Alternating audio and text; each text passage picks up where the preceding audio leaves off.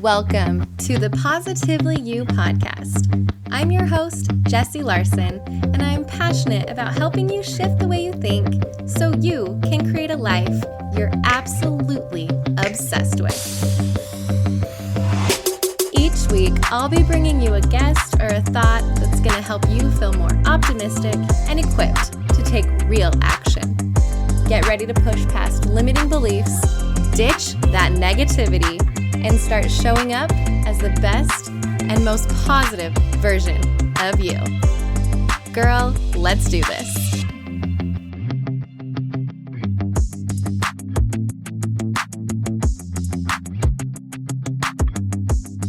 Well, hello, beautiful friend. I'm so happy and thrilled to have you tune in today. I hope however your day is going or whatever it is you're doing at this moment, that you are having an amazing day and that you feel good. And if you don't, that this can turn it around and you can just have an amazing day.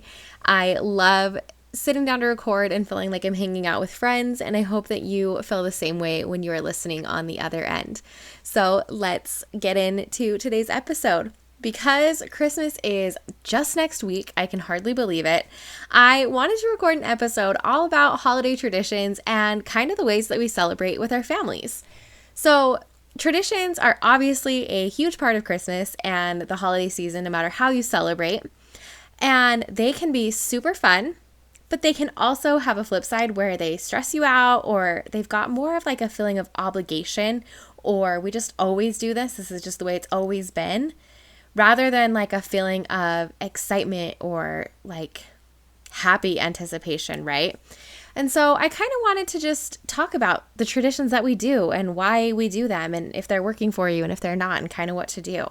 And so I've kind of broken this episode up into 3 categories, and let's just get right into it, all right? So the first category is evaluating your current holiday traditions. And that might seem kind of weird, but I really think that it's important to, not just with this, but with any aspect of your life, to kind of take inventory or evaluate just the way that you're doing things, or the things that you have that are taking up time and space and energy in your life, and figuring out, what they are, number one, and if they're working for you and if they're not, or what you love about them or what you don't love about them. So doing this with your traditions. When I first sat down to kind of do this, my kids were really young and I didn't even really know like what our family traditions were. As you're a young family with young kids, you might feel that same way, that you haven't really like established things yet. But even if there's things that you just do kind of every year, if it's with your family or your spouse's or partner's family or whatever, that just keep happening year over year, you can write those down as kind of traditions and then go from there.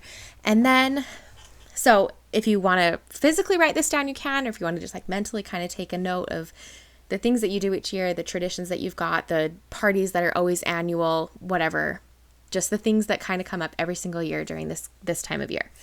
So once you've got kind of an idea of the things that you do each year, I think it's important to then kind of recognize how they fit, how your energy feels around them, the vibe you kind of get. Are they things that you're looking forward to every year? Do you get excited about doing them? When other people are kind of talking about their traditions and the things that they do around Christmas, do you want to be like chiming in and say, oh, this is what we do and we love it so much? Or are there things on your list that kind of make you be like, oh, we have to do that again this year? Or, hey, do we have anything else going on that day that we could maybe do instead? Those kind of things that you don't really love, but they keep coming up every year. I think it's really, really important to figure out what you're doing and why you're doing them, and if you even like doing them. I am all about being intentional with your time and with your energy, and with your traditions, this is no exception. That's why it's so important to kind of just see how you're feeling, take inventory, and evaluate like, okay, this thing really lights me up. This is a heck yes. This is on the list. This is like gold stars everywhere. Or the things that you're like, wait, why do we do this? Right? Also, if you are newly married or you've got young kids and you are just kind of starting out, I think this is especially helpful because as you're morphing like your traditions that you grew up with and the traditions that your partner or your spouse grew up with, and figuring out which ones you like absolutely love and you want to make fit into your new family, and which ones you're kind of like, yeah, that was good that I grew up with that, but it's not something I want to continue. So evaluating the holiday traditions that you currently do, whether or not you love them, whether or not you're kind of like, whatever. And along that line, it brings me into number 2, which is talking about how to let go of the ones that aren't working anymore. I'm willing to bet there are probably some things on your list that aren't, quote unquote, sparking joy, as Marie Kondo might say. And to that I say, then let's let it go. But that's probably easier said than done, especially if more than just your family is involved, right? It is so, not funny, but funny how we will keep doing something that we don't love or maybe even hate out of feelings of guilt or obligation. And I don't know about you, but guilt and obligation are definitely the feelings that I'm hoping to cultivate more of this season. I hope you caught on to the sarcasm. Not really the vibe that I'm going for when I want to be feeling holly and jolly and peaceful and happy. So seriously, if a tradition that you have is starting to feel more like an obligation than a celebration, it's time to cut the cord, cut it off, say goodbye. And we need to normalize that. I think we've got this stigma with traditions that it's like we've always done it and we can't say no and we can't like be the one to ruin this or whatever. Like, no, we need to normalize the evolution of traditions. It's okay to evolve. Hello, that's like the entire point of the human existence is evolving and changing. But sometimes we get so rooted and stuck in our ways, and let's face it, change is hard. And as humans, we really have a resistance towards it. We don't want to rock the boat. We don't want to make trouble. We don't want to make anyone feel bad. And so we just kind of like grin and bear it and say, you know what, it's fine. It's just one day or it's just one thing. And we do it over and over and over again. And then that's where this like dread in the season comes from, because we're holding on to things that are taking away from the season. They're taking away our joy, when instead we could just shift into something that adds more joy and gives us ease and lets us just have fun and go with the flow, instead of like this resistance and this block that we have that just isn't helping us. So it's okay. Like, let's normalize it. Let's say goodbye, or let's shelf an old tradition if it's not working. And that's not to say that you have to be like, oh, I absolutely hate this thing that we do. It is so terrible. No, like you don't have to have awful, horrible, terrible, negative feelings towards it. Absolutely not. I think it's perfectly okay to have really fond memories of something and love what you used to do, but acknowledge that like it's not really fitting anymore, or it's not working anymore, or maybe it's just not working this year. It doesn't mean that you've never loved it and that you don't appreciate it and you don't have fond memories of it. It just means that you are evolving, and as humans, that's what we do. And I think it applies here just as much as it does in any area of your life. All right, so if you've evaluated, you have kind of let some things go, and maybe you're like, okay, well, do we have any traditions now? Or you want to create some traditions for your own family, right? Like you had ones you grew up with, and your spouse has traditions they grew up with, and you're kind of like, well, I want to create something special for our own family, right? And so you feel that pressure as the mom to be like, I have to create this magic. I talked about this a little bit in last week's episode. That idea that we have as moms, that we're the ones responsible for this. We have to create all this holiday magic, and we have to like just make this so incredibly magical for our entire family. We put this unnecessary pressure on ourselves to just take these holidays just above and beyond. And that's a lot, right? And I see it everywhere. I was just on Instagram last week, and in stories I saw someone asking like, help, I need ideas. What family traditions do you have? Or if you go on Pinterest and you type in Christmas traditions, a whole search will come up with like posts that are, 80 Christmas traditions you haven't thought of yet. 80? I'm sorry, I don't have room for 80 new traditions. Like, are you insane? Or I saw another one that was 25 magical ways to celebrate Christmas. Okay, 25, there's 25 days from the first to the Christmas. Like maybe, okay, that still seems like a lot, kind of overwhelming. There was another one I saw that was 18 Christmas traditions your child will always remember. I don't know, like that's just so much pressure on the mom. And I walk away feeling like I am not doing enough. I am not measuring up as a mom. My kids are not going to grow up with these like fond holiday memories. Like, oh no. So like, let's ditch that pressure, right? And I'm not saying that you need to like completely like get away from Pinterest or never bounce ideas off of other people with your friends or other moms.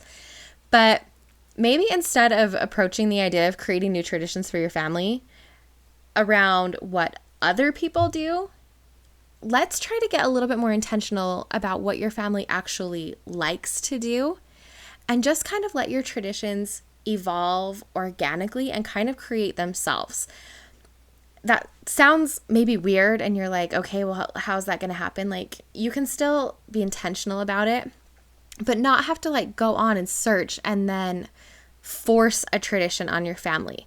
I know I've tried that before with mine and it has not worked. And then I feel this like mom guilt or this mom failure that we do to ourselves, right? Where it's like, oh my heck, no one appreciates my efforts and I try so hard and this all just fell apart, and you have like this fairy tale vision in your head and it doesn't go according to plan. Please tell me I'm not the only one. I know I'm not. But if you've been there, right, where you're just trying to create this magic and it just does not correlate, it's because you're like forcing it and you've got this vision of what like someone else has done.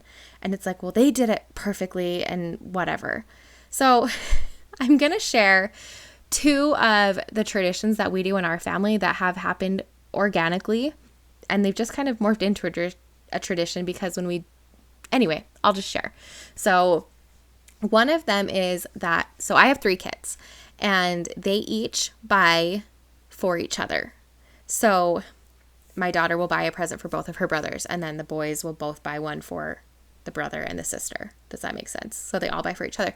So on Christmas morning, so it started when they were super little, when I just had the 2, and we're just this small little family. And I was like, okay, well, we'll buy, Santa gifts or gifts for mom and dad. And then, oh, how cute would it be for our little Annabelle to buy a present for Liam, and then Liam to buy one for his baby sister. And when he was like 2 or 3, he loved going to the store, and picking out a little present for his little 1-year-old sister. And then it's just kind of carried over.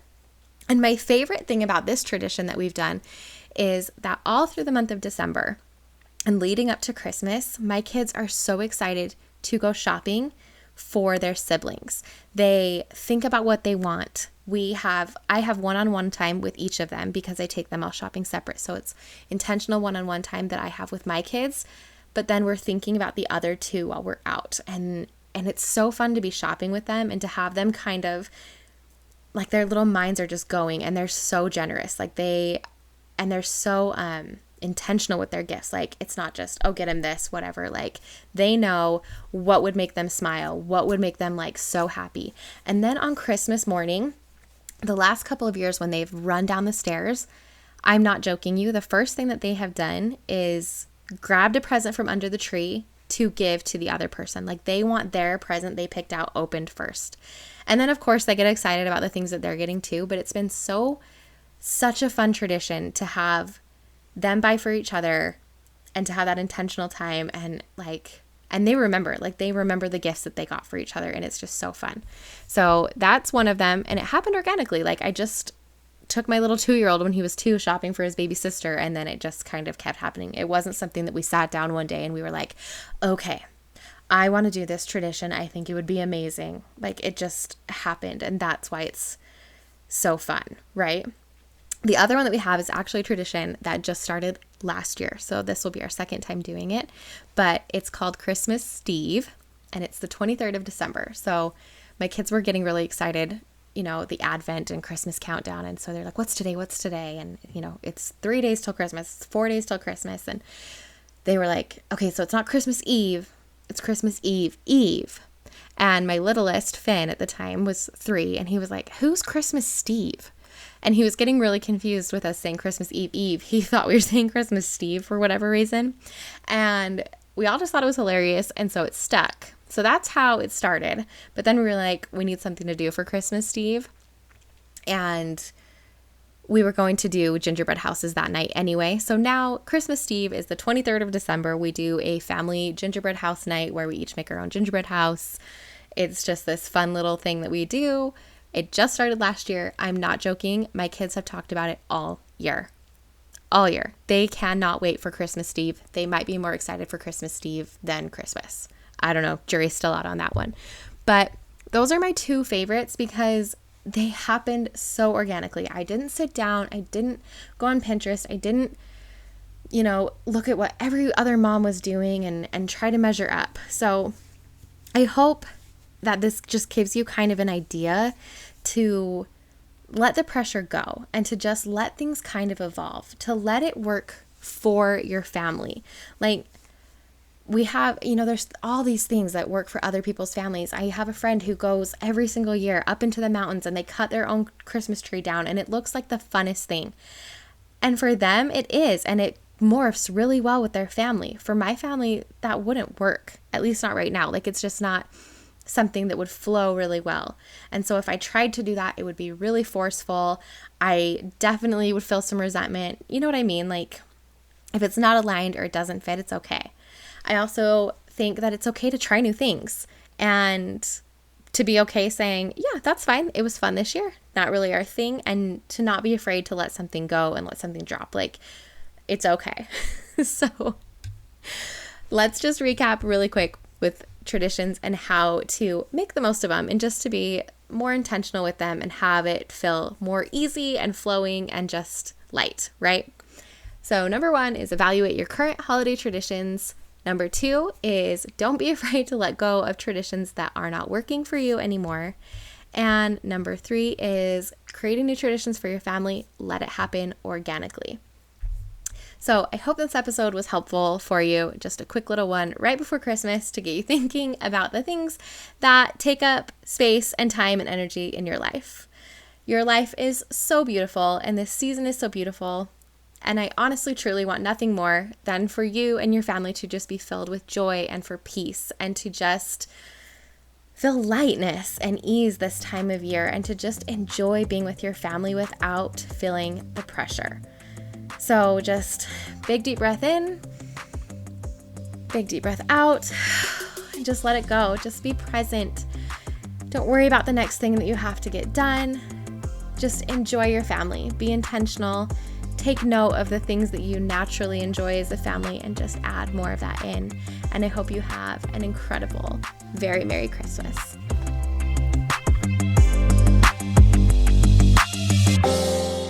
Thank you for hanging out with me again today. I'm so glad you pressed play.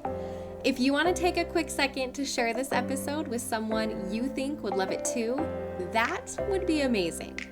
If you're loving the show, make sure you go and leave a review on iTunes. Reviews are like magic for podcasts, and your review will help get this show into the ears of more amazing women just like you. And come find me over on Instagram. I'm there at positively.jessie, and I cannot wait to hang out with you some more. So until next time, have an amazing week.